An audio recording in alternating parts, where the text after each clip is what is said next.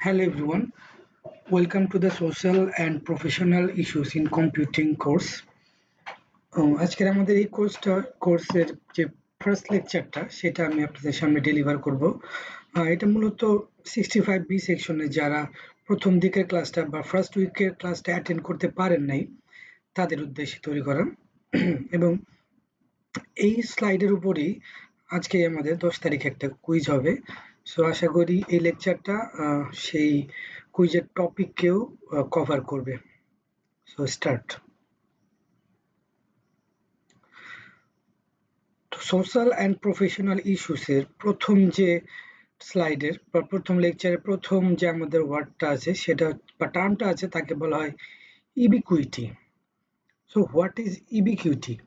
ইবিকুইটি means the state of being everywhere at the same time. একটা জিনিস সর্বত্র বিরাজমান, এটাকেই বলা হয় ইবিকুইটি। তো আমরা যদি চিন্তা করি যে কম্পিউটার, এই কম্পিউটারটা কিন্তু আমাদের শুধুমাত্র ল্যাপটপ বা পিসিতে নাই, সব জায়গাতে আছে, যেমন ATM, CD player, cell phone, modern applications, modern appliance, music player, etcetera. Direct versus indirect use, আমরা এটা ডিরেক্টলি ইউজ করি, ইনডিরেক্টলিও ইউজ করি। ডিরেক্ট ইউজ যখন আমরা নিজে সরাসরি কোনো প্রযুক্তি ব্যবহার করছি, যেমন কাউকে কল দেওয়ার জন্য ফোন ইউজ করতেছি, তখন এটা ডিরেক্ট ইউজ। আর ইনডিরেক্ট ইউজ যখন আমরা কোনো কম্পিউটার বা ল্যাপটপকে সরাসরি স্পর্শ করছি না, কিন্তু ব্যাকগ্রাউন্ডে বা তার পেছনে সিস্টেমে কম্পিউটার আমার কাজটি করে দিচ্ছে, এটাকেই বলা হয় ইনডিরেক্ট ইউজ। তো ইনডিরেক্ট ইউজের একটা উদাহরণ আমরা বলতে পারি, সেটা হচ্ছে আমরা যখন কোনো সুপার শপে কেনাকাটা করি, ক্যাশিয়ার তখন বারকোড স্ক্যানার দিয়ে বিল করে, এটাই একটা উদাহরণ। আবার ট্রাফিক সিগন্যালের বাতিগুলো যখন স্বয়ংক্রিয়ভাবে নিয়ন্ত্রিত হয়, এটাও একটা ইনডিরেক্ট ইউজের এক্সাম্পল।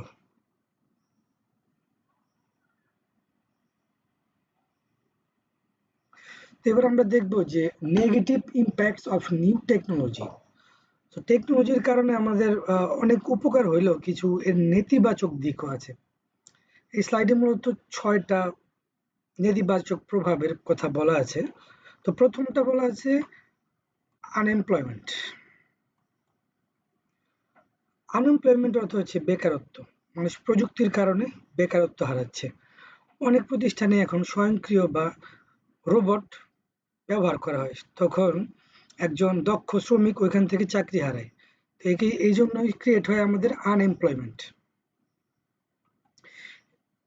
এরপর যে টার্মটা আছে সেটা হচ্ছে অ্যালিয়েনেশন বা একাকিত্ব। আমরা কম্পিউটার এবং নিউ টেকনোলজির কারণে নিজেদের চারপাশের মানুষ থেকে গুটিয়ে নিচ্ছি ধীরে ধীরে ধীরে। তো এটা একটা অ্যালিয়েনেশনের এক্সাম্পল।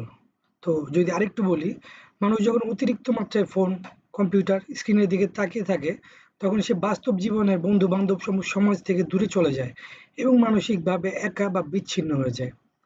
আমরা এর থেকেও আরেকটু ডিটেলসে বলতে পারি, এখন আমরা বিভিন্ন রেস্টুরেন্টে দেখি যেরকম আমাদের এই জেনারেশনের মানুষরা বা স্টুডেন্টরা, প্রথমত আমরা খুবই খুবই ডিটাচ আমাদের বন্ধু বান্ধব থেকে। তারপরেও আমরা যখন কখনো কোথাও রেস্টুরেন্টে বসি, আমাদের ফোকাস থাকে যে আমাদের ডিভাইসের প্রতি, চ্যাটিং এর প্রতি, কখন ফুড আসবে সেটার ফটো আমরা তুলে ক্যাপচার করব। তো এইসব কারণেই আমরা টেকনোলজির কারণে মূলত ধীরে ধীরে দূরে সরে যাচ্ছি। থার্ড টার্মটা আছে পোর কাস্টমার সার্ভিস। এর অর্থ হচ্ছে খারাপ গ্রাহক সেবা, অর্থাৎ কাস্টমার কেয়ার বা গ্রাহক সেবার মান কমে যাওয়া।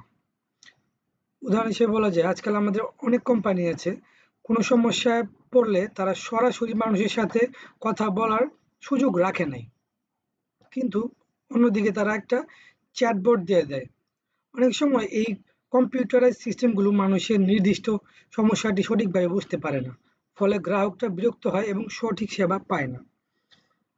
ধরে নিলাম দারাজে আমরা একটা প্রোডাক্ট অর্ডার করলাম। তো প্রোডাক্ট অর্ডার করার পর প্রোডাক্টে কোনো ডিফেক্ট আসলো। তো আমরা যদি সেই দারাজের সাথে আমরা ডিরেক্ট কাস্টমার পয়েন্টে কথা বলতে না পারি, তার বিপরীতে যদি আমাদের একটা এআই চ্যাটবট ধরিয়ে দেওয়া হয় এবং বলা হয় যে এখান থেকে সমস্যার সমাধান করে নিতে, তাহলে এটা খুবই টাফ হয়ে যায় আমাদের জন্য। আমরা অনেক সময় হতেই পারে যে আমরা নিজেদের প্রবলেম বোঝাতে পারি না এআই কে, এআই আমাদের প্রবলেম বুঝতে সক্ষম হয় না। সো ফলাফল হিসেবে কাস্টমার সার্ভিস অনেক পোর লেভেলে চলে আসে। এরপর যে টার্মটা আছে সেটা হচ্ছে ক্রাইম। এখানে ক্রাইম না বলে সাইবার ক্রাইম বললে আরেকটু বেটার হতো। তো এই টেকনোলজিকে যে কিছু নেগেটিভ ইম্প্যাক্ট আছে, তার মধ্যে সব থেকে ভয়ানক দুইটা, সেটা হচ্ছে loss of privacy and crime. So cyber crime internet বিস্তারের সাথে সাথে হ্যাকিং, অনলাইন জালিয়াতি, ব্যাংক অ্যাকাউন্ট থেকে টাকা চুরি, আইডেন্টিটি থেফট এবং অনলাইনে হয়রানির মতো আরো অনেক প্রকার অপরাধ বেড়েই যাচ্ছে। এইটা একটা negative impact. Loss of privacy, loss of প্রাইভেসির শিকার আমরা প্রতিনিয়তই হই, যেটা আমরা হয়তো বুঝতে পারি, হয়তো বা বুঝতে পারি না। মাঝে মধ্যে বলা আমরা শুনি যে টুইটারের এই এত লক্ষ ইউজারের তথ্য হ্যাক হয়ে গেছে। আসলে এইগুলা আমরা যখন কোথাও একটা অ্যাকাউন্ট ক্রিয়েট করি, সেখানে আমাদের personal information, name, date of birth আর আদার্স অ্যাডিশনাল কন্ট্যাক্ট ইনফরমেশন দিয়ে রাখি, যেগুলো শুধুমাত্র আমার এবং সেই কোম্পানির ভিতরে সীমাবদ্ধ থাকা উচিত, কিন্তু এটা মাঝে মধ্যে সীমাবদ্ধ থাকে না। তো এটাকেই বলা হয় লস অফ প্রাইভেসি। এরপর হচ্ছে ইরর্স। ইরর্স বলতে এখানে বোঝানো হয়েছে সিস্টেমের ত্রুটি। সফটওয়্যার বা কম্পিউটার সিস্টেমের মূলত ভুলের যে খেসারত, একেই বলা হয় ইরর। মানুষ কম্পিউটার বানালেও এর সিস্টেম ভুল বা ইরর হতে পারে। কোনো ট্র্যাক ব্যাংকিং সফটওয়্যার বা মেডিকেল ডিভাইস বা এয়ার ট্রাফিক কন্ট্রোল সিস্টেমে একটি ছোট টেকনিক্যাল ভুলের কারণে অনেক ধরনের বড় দুর্ঘটনা বা আর্থিক ক্ষতি বা মানুষের জীবনের ঝুঁকি তৈরি হতে পারে। ধরে নিলাম আমাদের ট্রাফিক সিগন্যালে দেখানোর কথা রেড লাইন দিয়ে দিল গ্রিন লাইন, তাহলে কি হবে? সবগুলা গাড়ি চলতে শুরু করবে। তো এটাও একটা নেগেটিভ ইম্প্যাক্ট। যদি কোনো সময় ইরর হয়, তাহলে আমাদের লাইফটা রিস্কে চলে আসতে পারে।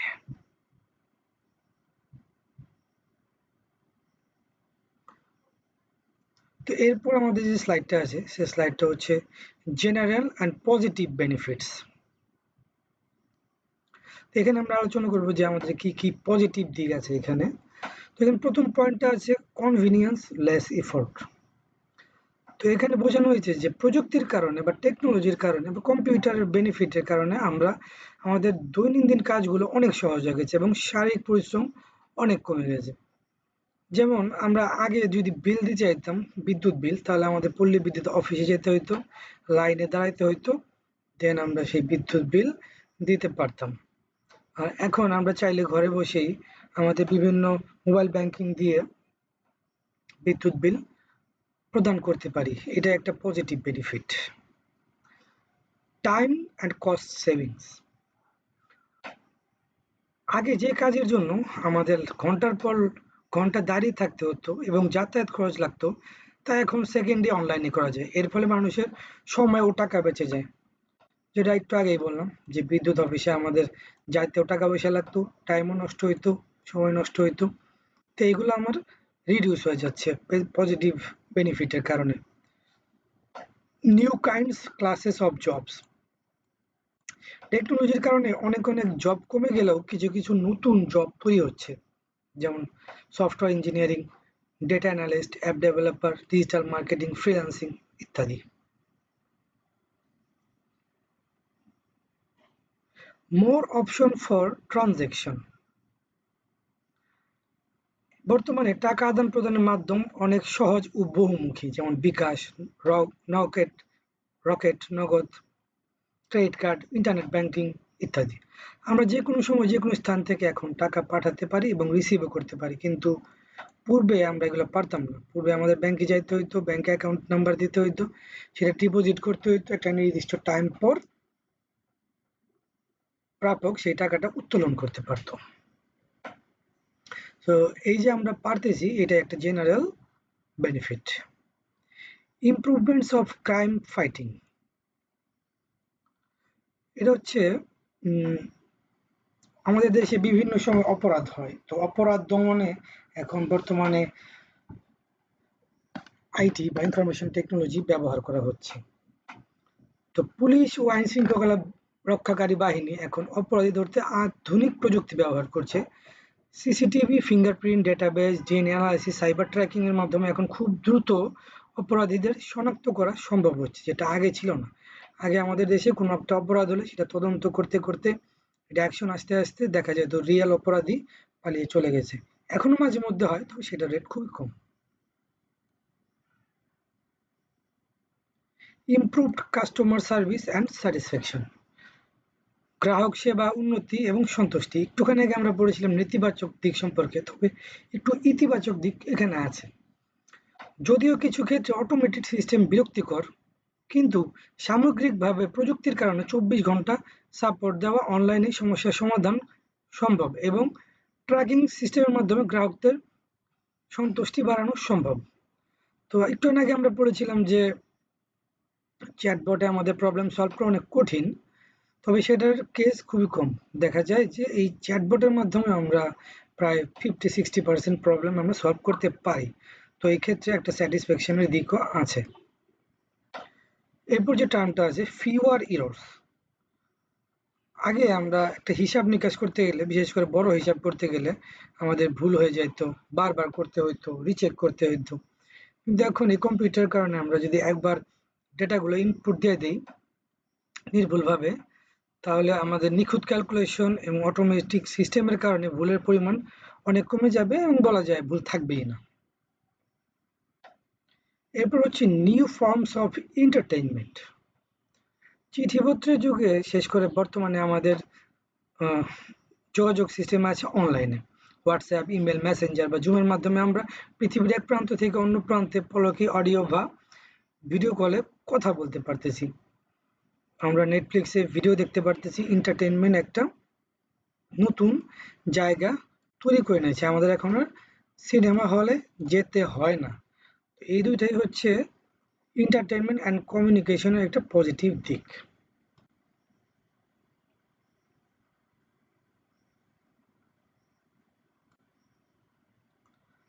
তো এখানে এই স্লাইডে আমাদের দেওয়া আছে অ্যাপ্রিসিয়েটিং দ্য বেনিফিটস। তো এই কম্পিউটারের ফলে আমরা যে বেনিফিটগুলো পাই তার একটা সূচিপত্র এখানে দেওয়া আছে, এগুলোর এক্সপ্লেনেশন আমাদের নিচে আছে। তো এখানে মোট 6টা বেনিফিটের কথা বলা আছে। Bring to communication benefit, transportation benefit, education benefit, fighting crime benefit, medicine benefit, and computers bring to the disabled in school and workspace। বা প্রতিবন্ধকতার যারা আছে বা প্রতিবন্ধী যারা আছে তাদের যে বেনিফিটগুলো সেগুলো এখানে বলা আছে। তো আমরা চলে যাই বেনিফিটস অফ কমিউনিকেশন। তো কমিউনিকেশনের যে বিষয়, আপনারা থিওরিটিক্যাল বিষয়গুলো পড়ে নেবেন, আমি একটা ব্রিফ ওভারভিউ দিচ্ছি। কমিউনিকেশন বেনিফিটের মধ্যে অনেকগুলো বেনিফিট আমরা পাই, সেগুলো প্রথম যদি আমি বলি তাহলে সেটা হচ্ছে স্পিড। প্রযুক্তির কারণে আমাদের যোগাযোগের গতি অবিশ্বাস্যভাবে বেড়ে গেছে। যেখানে আগে এক দেশ থেকে অন্য দেশে চিঠি পাঠাতে কয়েক সপ্তাহ বা মাস লেগে যেত, এখন ইমেল বা হোয়াটসঅ্যাপের মাধ্যমে আমরা খুবই সহজে এবং খুবই কম সময়ের ভিতরে এক জায়গা থেকে অন্য জায়গায় তথ্য আদান প্রদান করতে পারি। এরপর যে টার্মটা আছে টাইম সেভিং। তো এই যে ইমেলের মাধ্যমে আমরা করলাম আদান প্রদান, এতে আমাদের টাইম খরচ কম হয় এবং আমাদের চিঠি পাঠাতে গেলে যে খরচ সেটাও হয় না, খুব কম হয়। এরপর হচ্ছে নিউ মিডিয়ামস। পূর্বে আমাদের একটাই মিডিয়াম ছিল, সেটা হচ্ছে চিঠি পাঠাতে হবে লিখে। আর এখন আমাদের ইমেল আছে, মেসেঞ্জার আছে, হোয়াটসঅ্যাপ আছে, আরো অনেক কিছুই আছে। তো এরপর আরেকটা বিষয় আমি এখানে বলতে চাই, সেটা হচ্ছে টেলিমেডিসিন। এখন ঘরে বসেই ভিডিও কনফারেন্সের মাধ্যমে আমাদের ডাক্তারের কাছ থেকে আমরা চাইলে চিকিৎসা নিতে পারি এবং অনেক অঞ্চল থেকে ঢাকায় আসা কষ্টকর। তারাও চাইলে টেলিমেডিসিনের ভিতরে টেলিমেডিসিনের মাধ্যমে এই সেবাটা গ্রহণ করতে পারে। এর ফলে শহরের ভালো ডাক্তাররাও গ্রামে চিকিৎসা করতে পারে। মূলত এটা একটা কমিউনিকেশনের সুবিধা। এরপর আমরা যাই, এখানে একটা কোয়েশ্চেন আছে, does email save the time? এখন আমরা জানি ইয়েস, এটা টাইমটা সেভ করে। তো এটা কিভাবে সেভ করে সেটা আপনারা চিন্তা করবেন, ব্রেনস্টর্ম করবেন। তো এরপর আমরা যে বেনিফিটটা দেখবো সেটা হচ্ছে ট্রান্সপোর্টেশন বেনিফিট। সো আমি এটা বলি যে আপনারা এটাও সেম, আপনারা পড়ে নেবেন, আমি জাস্ট একটা ওভারভিউ দিব। ট্রান্সপোর্টেশনের কারণে আমাদের অনেকগুলা বেনিফিট বৃদ্ধি পাইছে। তার মধ্যে প্রথম যে বেনিফিট এবং ফান্ডামেন্টাল যে বেনিফিট সেটা হচ্ছে নেভিগেশন। আমরা আগে এক জায়গায় যদি যেতে যেতাম যেটা আমাদের অচেনা, তাহলে আমাদের বিভিন্ন জায়গায় মানুষকে জিজ্ঞেস করে করে যাইতে হইতো। তবে এখন আমাদের কাছে থাকবে জিপিএস বা গুগল ম্যাপের মতো প্রযুক্তি, যার কারণে আমরা যে কোনো অচেনা রাস্তায় নির্ভুলভাবে রিয়েল টাইম ট্রাফিক মেনটেন করে চলে যেতে পারি। এরপর যেটা আছে সেটা হচ্ছে যানবাহন ব্যবস্থাপনা। বড় বড় ডেলিভারি কোম্পানি, ইভেন আমাদের ইউনিভার্সিটি যে ট্রান্সপোর্টেশন সিস্টেমটা আছে বা রাইড শেয়ারিং কোম্পানিগুলো, তা এদের শত শত গাড়ি বা যানবাহন থাকে। এরা কোথায় আছে, কখন কোন রুট ইউজ করতেছে, এগুলা ট্র্যাক করার জন্য আমাদের কম্পিউটার সিস্টেম হেল্প করে। এরপর আরেকটা বিষয় বলি, সেটা হচ্ছে এফিসিয়েন্সি। এখানে লেখা আছে ফুয়েল এফিসিয়েন্সি। তো ফুয়েল এফিসিয়েন্সির বিষয়টা হচ্ছে আমরা ট্র্যাক করতে পারি আমাদের কি পরিমাণ ফুয়েল লাগতেছে বা লাগতেছে না। তবে মূলত এখানে হওয়া উচিত ছিল এফিসিয়েন্সি, স্কিলস এফিসিয়েন্সি। যাই হোক, আমরা স্কিল এফিসিয়েন্সি না যে ফুয়েল এফিসিয়েন্সিতে পড়ি। তো প্রযুক্তি ব্যবহারের ফলে যাতায়াত এবং পণ্য পরিবহনের পুরো প্রক্রিয়াটা এখন অনেক বেশি গোছানো হয়েছে, যার ফলে তেল বা জ্বালানি সাশ্রয় করা এবং সময় মতো গন্তব্যে পৌঁছানো এর যে দক্ষতা সেটা বৃদ্ধি পেয়েছে। তো আগে যখন আমাদের এই ট্রান্সপোর্টেশনে ছিল না কম্পিউটার সিস্টেম, তখন দেখা যেত একটা অননোন ডেস্টিনেশনে যেতে চাইলে অনেক ঘোরাঘুরি করে যাইতে হইতো। তো এখন ট্রান্সপোর্টেশন সিস্টেমে জিপিএস সুবিধার কারণে ড্রাইভাররা তাদের নির্দিষ্ট গন্তব্যে গুগল ম্যাপ দেখেই প্রথমবারই ওয়েস্ট অফ অ্যানি ফুয়েল তারা যেতে পারে। এরপর যে পয়েন্টটা আছে সেটা হচ্ছে বেনিফিটস টু এডুকেশন। টেকনোলজি বা কম্পিউটার আমাদের বেনিফিট এডুকেশন সেক্টরে যে পরিমাণ হেল্প করতেছে সেটা বলার মতো না একদম। তো তারপরে ফান্ডামেন্টাল কিছু জিনিস নিয়ে আলোচনা করি, সেটা হচ্ছে আমরা we are bound to access to source material. আমরা খুব সহজেই আমাদের যে ম্যাটেরিয়ালস বা মূল তথ্যতে আমরা চলে যেতে পারি। ধরেন আমার কাছে এই মুহূর্তে একটা টপিকের নাম আছে, কিন্তু সেই টপিকের কোনো তথ্য আমার কাছে নাই। আমি চাইলে ইন্টারনেটে সার্চ করে আমি সেই টপিকটা নিয়ে বিস্তারিত পড়াশোনা করতে পারি, আর এটা আমার শিক্ষাক্ষেত্রে সহযোগিতা করতেছে। এরপর যে বিষয়টা আমরা আলোচনা করতে পারি সেটা সিমুলেশন। আমরা ক্লাসরুমে আমাদের যখন স্কুল লেভেলে ছিলাম তখন দেখা যেত টিচাররা বিক্রিয়া বোঝাইতো, জাস্ট মুখে বলতো এমনি এমনি এমনি এমনি, এটা ওর সাথে বিক্রিয়া করে, ওটা ওর সাথে বিক্রিয়া করে।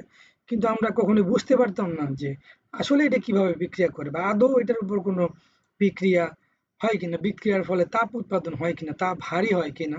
তো এখন আমরা সিমুলেশন ইউজ করে দেখতে পারতেছি একটা বিক্রিয়ার ভিতরে এটা আসলেই কি হইতেছে না হইতেছে। এখানে পরে আরেকটা পয়েন্ট দেওয়া আছে, স্পিচ রিকগনিশন অ্যান্ড সিনথেসিস। তো আমাদের ভিতরে অনেকেই ফিজিক্যাল ডিজেবল থাকে, তো তাদের বিভিন্ন ধরনের ডিভাইস ইউজ করতে হয়। যেমন কেউ যদি চোখে না দেখে তার জন্য আমাদের যে ডিভাইসগুলো আছে সেখানে একটা ইন্টিগ্রেটেড সার্ভিস আছে যেটা স্পিচ রিকগনিশন করে। আচ্ছা, আমি মনে হয় একটু ভুল বললাম, এটা স্পিচ রিকগনিশন এভাবে হবে না।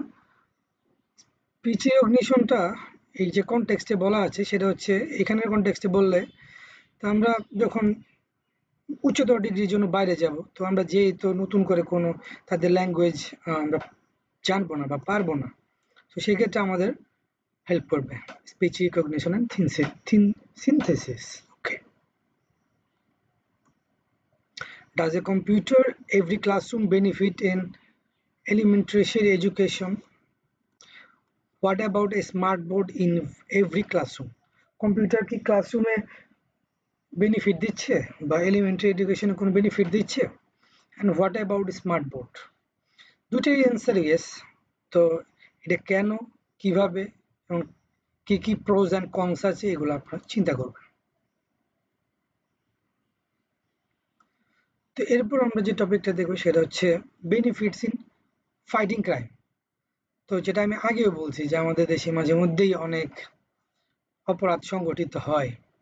তো তখন আগের দিনে পুলিশ পৌঁছাতে অপরাধীরা দূরে চলে যাইতো, আর এখন এই বেনিফিটটা থাকার কারণে, কম্পিউটার বা টেকনোলজিক্যাল সাপোর্টটা থাকার কারণে এটার একটা যে ইনফরমেশন, যে ধরেন আমাদের বাসার বাইরে একটা চুরি হলো, সেখানে যদি সিসিটিভি ক্যামেরা থাকে সেখান থেকেই ফার্দার যে তদন্ত সেটা করা সম্ভব। ফাস্টার search of arrest records and fingerprint files. আগের দিনে কি করা হয়তো, প্রত্যেকটা বিভিন্ন অপরাধীর আর কি ফিঙ্গারপ্রিন্ট কাগজে নেওয়া হইতো এবং কাগজে স্তূপ পড়ে যাইতো। পরবর্তী যদি সেই সেম অপরাধী অন্য কোথাও যাইতো বা একটা অপরাধ সংগঠিত করতো, তাহলে ফিঙ্গারপ্রিন্ট যে ম্যাচ করানোর ব্যাপারটা এটা অনেক সময় সাপেক্ষ ছিল। কিন্তু বর্তমানে অনলাইন ডেটাবেস থাকার কারণে আমাদের ফিঙ্গারপ্রিন্ট গুলোর একটা ব্লুপ্রিন্ট থাকা যায় এবং যে কোনো সময় আমরা ফিঙ্গারপ্রিন্ট ম্যাচ করে দেখতে পারি যে সেম অপরাধী বিভিন্ন জায়গায় ক্রাইম করতেছে কিনা। Remote access to records and reports. স্বরাষ্ট্র মন্ত্রণালয়ে আগে যে ফাইলগুলো থাকতো সেগুলো যদি কোনো পুলিশ অফিসার দেখতে চাইতো, তাকে স্বরাষ্ট্র মন্ত্রণালয়ে যেয়ে পারমিশন নিয়ে ভেরিফিকেশন করে তারপর দেখতে হইতো। কিন্তু বর্তমানে এটা রিমোট অ্যাক্সেস থাকার কারণে একটা ইউজার নেম অ্যান্ড পিন দিয়ে একজন অফিসার চাইলেই রিপোর্টগুলো দেখতে পারতেছে। নেক্সট যেটা আছে বেনিফিটস টু মেডিসিন।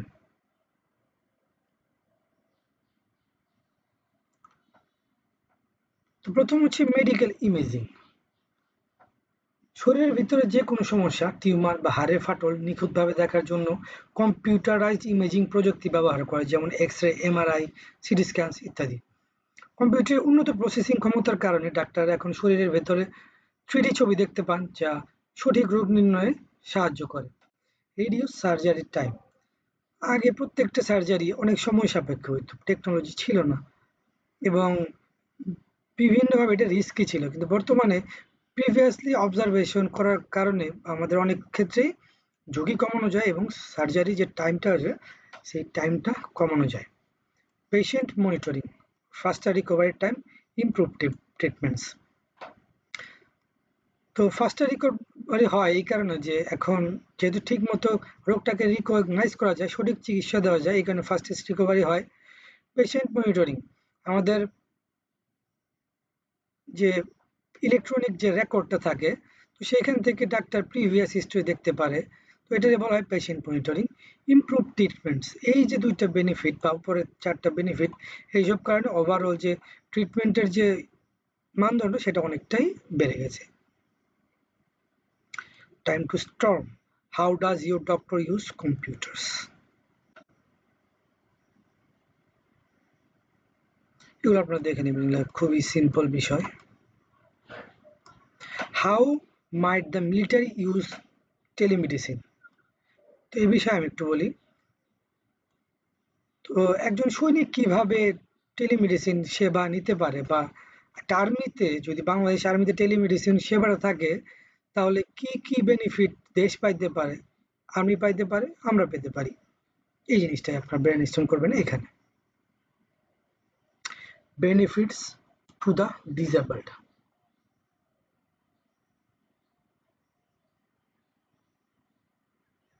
ওকে, আমাদের ভিতরে রেয়ার বাট অনেকে আছে যারা বিভিন্ন কারণে ডিসেবল। তো তারা তাদের চলাফেরা বা পড়াশোনা অনেক ক্ষেত্রেই আমাদের মতো সহযোগিতা হয় না বা তারা সহযোগিতা পায় না। তো কম্পিউটারের কারণে বা এই কম্পিউটার বেনিফিটস এর কারণে তারা বিভিন্ন ধরনের সহযোগিতা পায়, যেমন ব্যারেল পদ্ধতিতে পড়াশোনা করতে পারে, কম্পিউটারের সহযোগিতা পায়। যাই হোক, এগুলো থিওরিটিক্যাল জিনিসপত্র, এটা খুবই ইজি জিনিসপত্র, এগুলো আপনারা একটু দেখে নেবেন। এরপর আছে হচ্ছে বেনিফিটস অফ অটোমেশন। একটা ফ্যাক্টরিতে কিভাবে অটোমেশন, কম্পিউটার অটোমেশন হেল্প করে, এখানে বলা আছে, আপনারা এটা পড়ে নেবেন। এক্স্যাক্টলি সেম আগেরটার মতোই। Monitoring environment and materials. আমাদের বিভিন্ন ধরনের যন্ত্রপাতি আছে, যেমন টেম্পারেচার মাপার জন্য আছে, অ্যাক্সেলারেশন মাপার জন্য আছে, স্ট্রেস ম্যাটেরিয়ালস আছে, বিভিন্ন এমিশন, বিভিন্ন জিনিসপত্র এমিশন করার জন্য ডিভাইস আছে, কার্বন এমিশন, মুক্ত হাবিজাবি ময়েশ্চার, অ্যাসিডিটি মাপার জন্য ম্যাটেরিয়ালস আছে। এসবই কম্পিউটার টেকনোলজির একটা অংশ।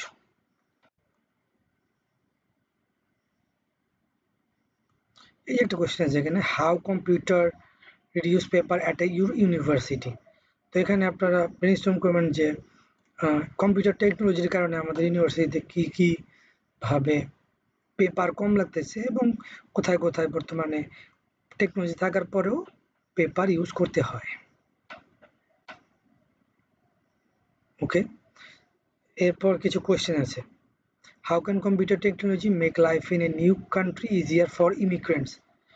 একটা স্টুডেন্ট যদি অ্যাব্রড স্টাডির জন্য বাইরে যায়, সে বাইরে যাওয়ার শুরু থেকে ইউনিভার্সিটিতে পৌঁছানোর আগ পর্যন্ত যে স্টেপগুলো আছে, এবং এই স্টেপগুলোতে কম্পিউটার কিভাবে হেল্প করে সেগুলাই এখানে আপনারা লিখবেন। কুইজের জন্য এটা মোস্ট ইম্পর্টেন্ট একটা কোয়েশ্চেন।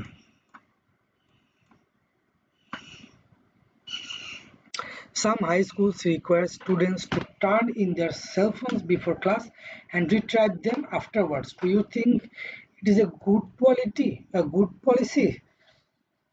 আমাদের মিড টার্মের কোয়েশ্চেন গুলো এই টাইপের হতে পারে, এগুলো আমাদের অ্যান্সার এক একজনের এক এক রকম হবে। তো আমাদের ইয়েস হোক বা নো হোক, প্রত্যেকটা অ্যান্সারই কারেক্ট। টিচার সেইভাবে আমাদের জাজমেন্টের উপর বেস করে অ্যান্সার দিবে, সরি মার্ক দিবে। কমপ্লিট। তো that was all about first slide. Fundamental যে টপিকগুলো সেগুলো তো আপনাকে আমি দেখাই দিয়েছি, আর যেগুলো আমি বললাম একটু পড়ে নিতে, ওগুলো কষ্ট করে পড়ে নেবেন। আশা করি আপনাদের সবার কুইজ আজকে ভালো হবে। Best of luck, see you in the classroom.